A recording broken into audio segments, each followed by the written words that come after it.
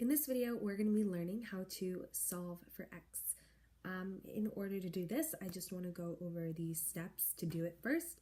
The first one would be to simplify all the terms on both sides of the equation.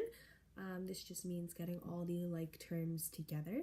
The next step is to get all the x terms on one side of the equation and all the other terms on the other.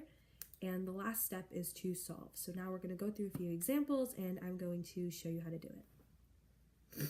The first thing we are going to go over is solving for x on one side. So the way we're going to do this is we are looking at our equation and we have 1x on the left side of the equation and we want that x to be alone. So the way we're going to do this is we are going to take this 7 here and we are going to subtract it from not only the left side to make x plus 0, but we're also going to subtract it from the right side because whatever you do to the left side, you have to do to the right side. So x plus 0 equals 20 minus 7. That leaves us with x equals 13. We can check this by plugging in 13 for x.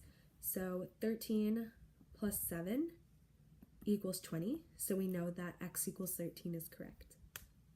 The next thing we're going to go over is solving for x when you have an x value on both sides. The first thing I'm going to do is I see that there's a 3x on the left side of the equation and a 4x on the right side of the equation. So what I want to do is I want to get all the x's on one side of the equation. So I'm going to subtract 3x from the left side of the equation, and I'm going to subtract 3x from the right side of the equation as well. So that leaves us with 2 equals 4x minus 8 minus 3x. So now I want to just keep these terms with x on the right side and all the other terms on the left side of the equation. The way I'm going to do that is I'm going to add 8 to both sides of the equation. Since we are subtracting it originally, we have to add it in order for this to become 0. And we're going to add it on the left side as well, because whatever you do to the right side, you have to do to the left side, which will equal 10. And since that is 0, we just get rid of the 8. So 10 equals 4x minus 3x. So since 4x and 3x both have the coefficient of x, we can subtract 3 from 4 to get x. So this leads us to x equals 10. We can check this too because 3 times 10 plus 2 will equal 4 times 10 plus minus 8. So 30 plus 2, so this is 30 plus 2 equals 40 minus 8. So 30 plus 2 is 32 and 40 minus 8 is 32. So we know that x equals 10 is correct. So the next thing we're going to do is we are working with just a few more numbers. So the first thing we're going to do is I see I have one value with x over here and two values with x over here. So the first thing I'm going to do is I'm going to combine these two values on the right side. So 3x plus 7 equals 2x plus x equals 3x plus 2. Now what I'm going to do is I'm going to make sure that we have the 7 and the 2 on the same side so we can get the x's on the same side next. So the way I'm going to do that is I'm going to, since I'm adding 2 originally, I'm going to subtract 2, which equals 0. So that leaves just 3x on this side. And subtract 2 from 7 over here, which leaves 3x plus 5 equals 3x. So now we want to get all the x's to the same side. So we are going to subtract this 3x from both sides, but we're left with 0 on the right side. And since 5 never equals 0, the answer to this problem would be no solution. This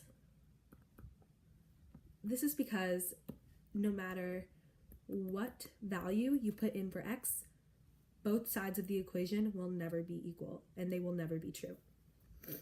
So now we are going to go down to 3x equals 9. We have x on one side of the equation, so we're not adding or subtracting anything from x. We are multiplying 3 times x. So the way to get x alone is to divide by 3 from both sides. Because 3 divided by 3 is 1, you're left with 1 times x, which is x, and 9 divided by 3 is 3, so x equals 3. And since 3 times 3 is 9, we know that 3 is the correct answer. Now we are going to go down here. 2x minus 3 equals 5. The first thing I'm going to do whenever I see this is this minus 3 right here, we are going to add it to both sides. Since we're subtracting it first, we're going to add it.